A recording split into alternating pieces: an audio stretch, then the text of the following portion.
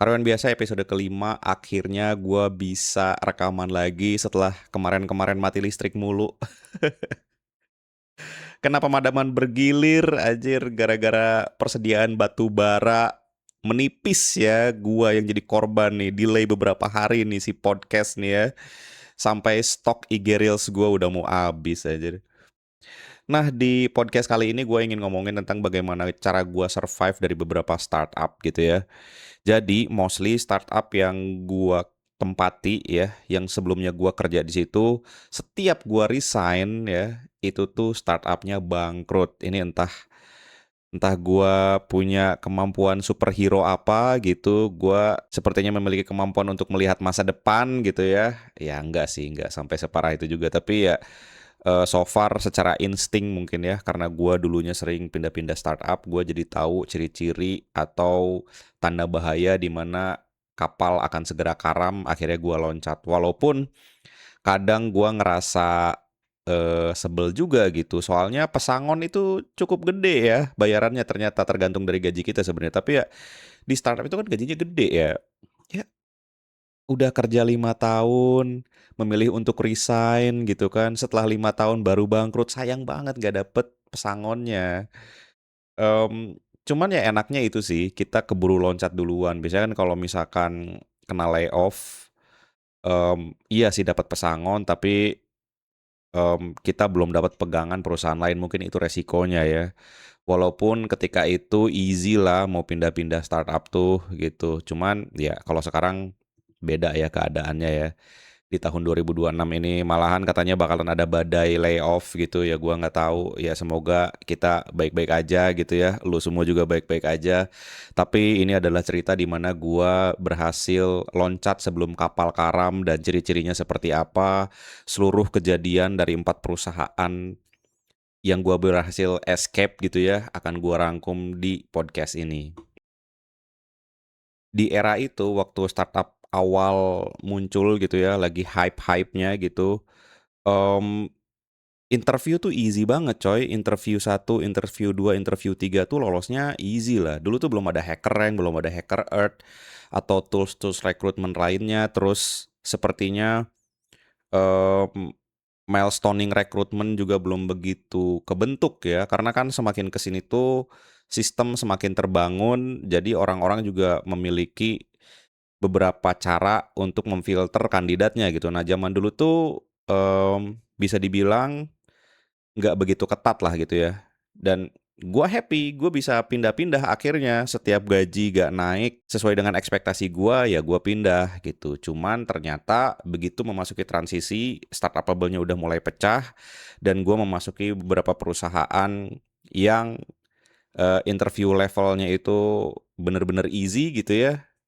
gua jadi paham bahwa ternyata interview proses atau hiring proses yang nggak begitu bagus, itu menandakan kalau perusahaannya juga nggak baik dalam memfilter atau culture di dalamnya itu kemungkinan besar terlalu liar lah gitu, seperti, eee, hutan belantara yang mana yang paling strong itu yang memimpin gitu. Karena kan nggak ada standar gitu ya, seperti yang pernah gua bilang saat gua ngobrol dengan seorang CTO, dia itu bilang kalau untuk make sure tim kita memiliki growth mindset dan juga ownership yang tinggi, ya semua itu harus di make sure di proses hiring-nya. Nah, hiring yang liar seperti ini, yang gampang banget masuknya, itu menandakan kalau perusahaannya itu mungkin secara culture di dalamnya itu nggak begitu sehat gitu.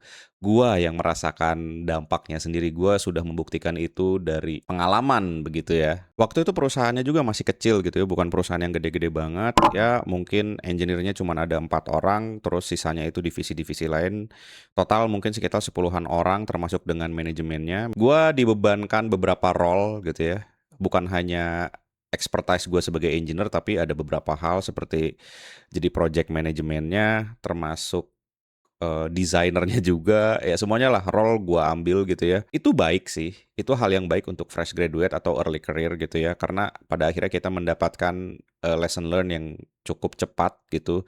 Kita belajar banyak hal dengan cepat, pengalaman juga bertambah dengan signifikan gitu. Cuman ya akan sangat PR kalau misalkan bosnya itu bos gitu, bukan leader gitu ya.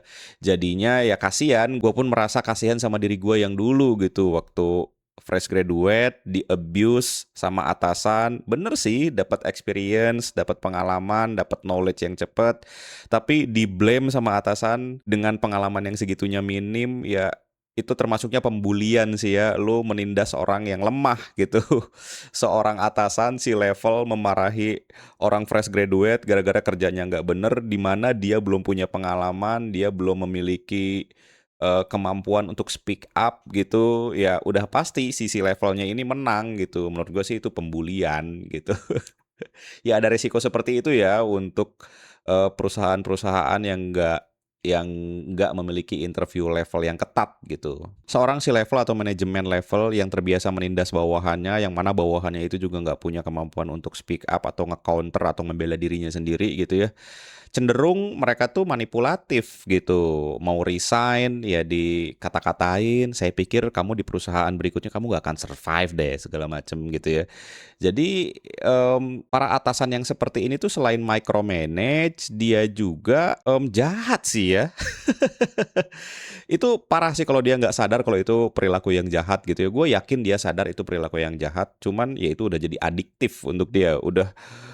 Udah jadi suatu kesenangan gitu menindas orang tuh gitu ya. Kasihan sih gue sama diri gue yang dulu gitu. Cuman pada akhirnya gue berhasil resign, gue berhasil lepas dari manipulasi statement yang dilontarkan oleh atasan gue, karena waktu itu udah parah banget ya. Gue ngelihat masa depan gue juga kayaknya nggak begitu cerah di situ, bahkan cenderung terlihat suram ya, suram banget. Gara-gara visi itu ya, bersyukur gue punya visi itu, akhirnya gue bisa lepas dari perusahaan itu dan pindah. Dan ternyata benar setelah itu, beberapa tahun kemudian ya perusahaannya habis gitu, bangkrut. Sebenarnya untuk melihat apakah perusahaan itu bagus atau enggak, itu bisa dilihat dari HR-nya sih, frontliner gitu ya. Orang yang pertama kali nge-reach out kita, yang pertama kali berkomunikasi dengan kita sebelum kita memasuki perusahaan itu, ya bisa dilihat dari cara dia komunikasi gitu, dari cara dia me-manage gitu ya, keep engagement dengan kita gitu. Biasanya gue kalau HR-nya banyak hahehoh ketika interview gitu ya, gue agak-agak khawatir sih dengan masa depan gue di situ kalau gue diterima ya. Misalkan menginterview engineer gitu, memang bukan ranah HR untuk mengetahui technicality seperti programming language-nya apa, event-driven yang familiar-nya apa, segala macam gitu kan. Itu istilah-istilah yang teknis yang memang hanya dimengerti oleh seorang engineer lagi. Tapi sebagai HR gitu ya, kalau misalkan lu ingin menggait seseorang bergabung dengan company lu, ya lu harus tahu interest-nya dia gitu. Itu kan basic dari cara kita ngelobi orang gitu ya. Kalau lu ingin dia gabung sama kita, ya kita harus offer sesuatu yang dia familiar juga gitu, bukan dia yang ngikutin kita. Pernah tuh gua sampai diterima di perusahaan yang HR-nya itu banyak haheho gitu ya itu udah pasti diterima lah gitu ya. Lalu ketika gua di-hire dan first day masuk ke kantor gitu ya, tidak disambut dengan baik. Gua masuk kantor, nggak ada resepsionisnya, terus, gua nggak tahu harus duduk di mana gitu ya. Bahkan gua nanya ke karyawannya, "Ini HR-nya di mana ya?" Gitu. Baru aja dia manggil HR-nya gitu, datang. "Oh ini Mas Irfan ya? Iya, ini baru dikenalin," gitu. Aduh reaktif banget. Dari situ perasaan gua nggak enak sih. Bener aja ketika gua kerja di situ, malahan lebih banyak dramanya dibandingkan kerjanya gitu. Ya gue sih kalau udah berada di situasi yang kayak gitu ya, biasanya gua kerja pulang, gua nggak mau ikutan, eee, ngikutin drama-dramanya gitu. Suasananya itu homey gitu, rumahan, orang-orang bisa ngomongin apa aja di situ, bahkan hal-hal yang dark gitu ya, atau hal-hal yang menyimpang begitu, bahkan mereka bisa ngomongin atasannya sendiri di situ, bener-bener safe zone. Gua nggak tahu ya apakah di belakangnya ada orang yang ngelaporin atau enggak. Ya cari cari masalah sih ya, orang ngomongin atasannya sendiri di forum yang besar gitu. Cari masalah sih, di dunia profesional itu harusnya nggak ada yang bisa kita percaya ya, sekeluarga-keluarga apapun kita gitu.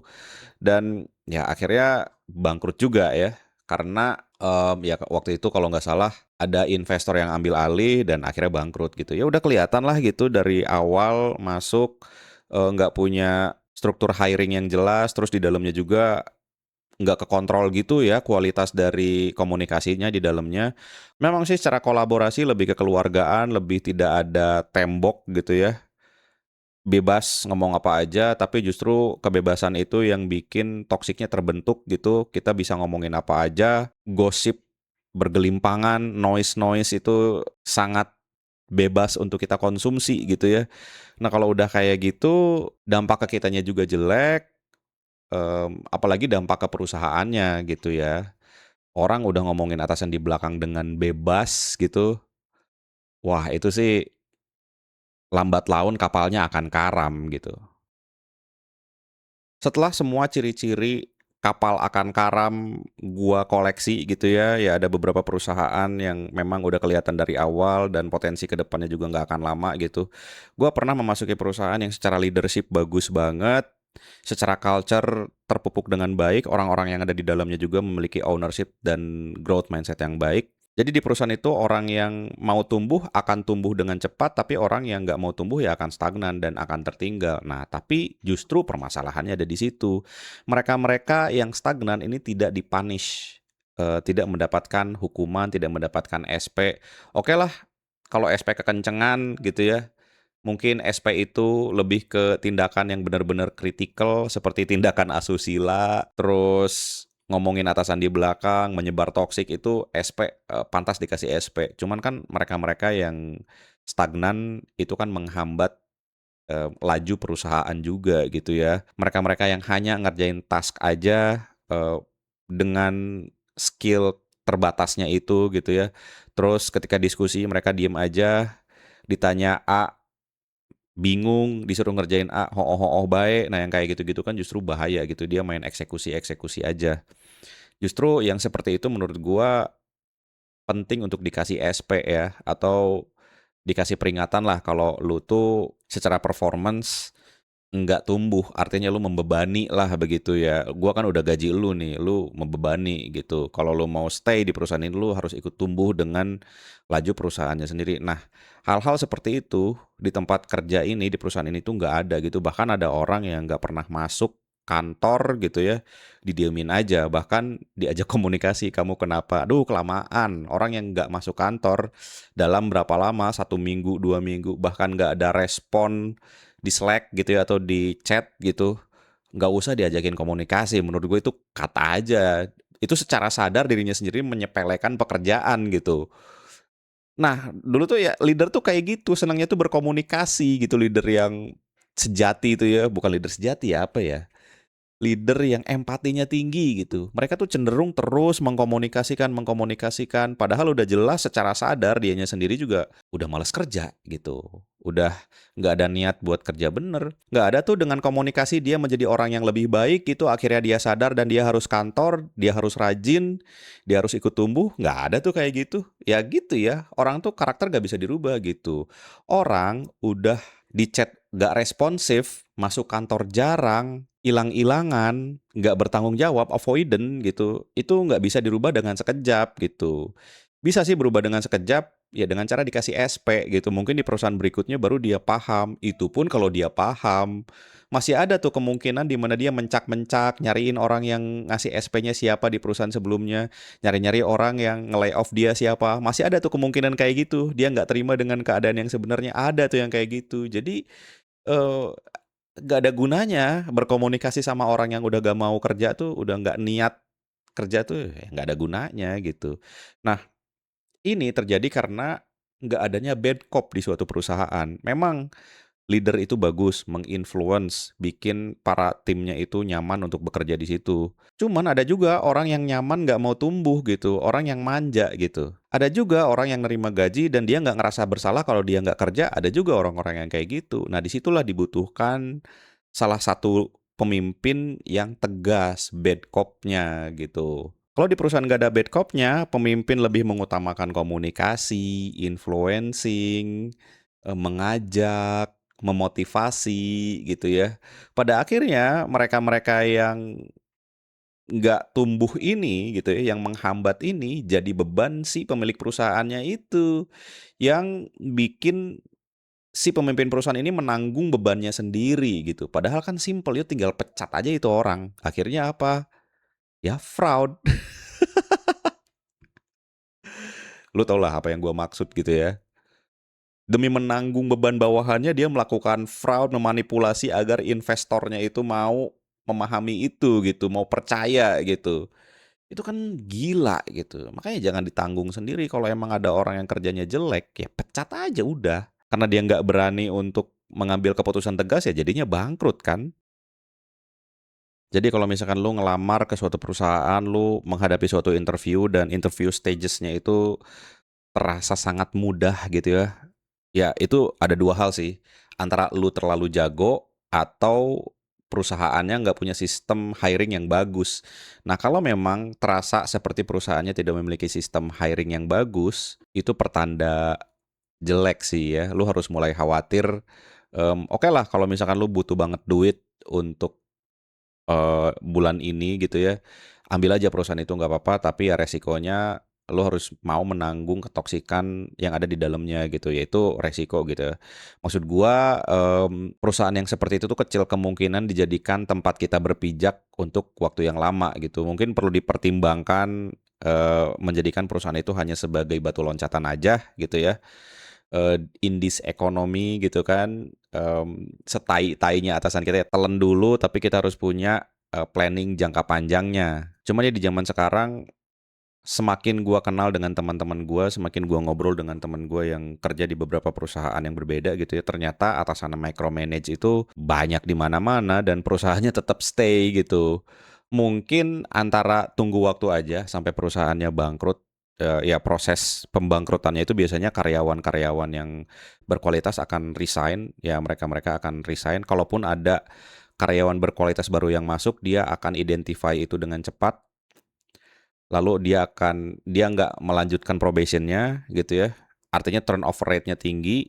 Kalau turnover rate-nya tinggi, karyawan yang memiliki konteks di dalamnya itu akan semakin tergerus, sehingga pada akhirnya tergantikan oleh karyawan-karyawan baru yang nggak ngerti konteks. Nah, kalau mereka nggak ngerti konteks, ngejalanin produk atau memaintain produknya juga nggak akan bagus, nggak akan solid gitu produknya. Dan disitulah titik awal di mana perusahaan tersebut akan mengalami kejatuhan gitu ya. Lambat laun lah begitu. Jadi ya in this economy gitu ya, mmm, pilihannya antara survive menghadapi bos yang kayak tai setiap harinya gitu, tahan aja, bikin keluarga lu untuk mengerti kalau hidup memang seperti ini, kerjaan itu berat gitu ya, lu nggak bisa ngebagi 2, lu akan kesulitan untuk balancing antara, mengerjakan atau uang dan hadir di keluarga, atau lu resign aja, lu berdiri dengan kaki sendiri. Nah itu berat sih, gua pun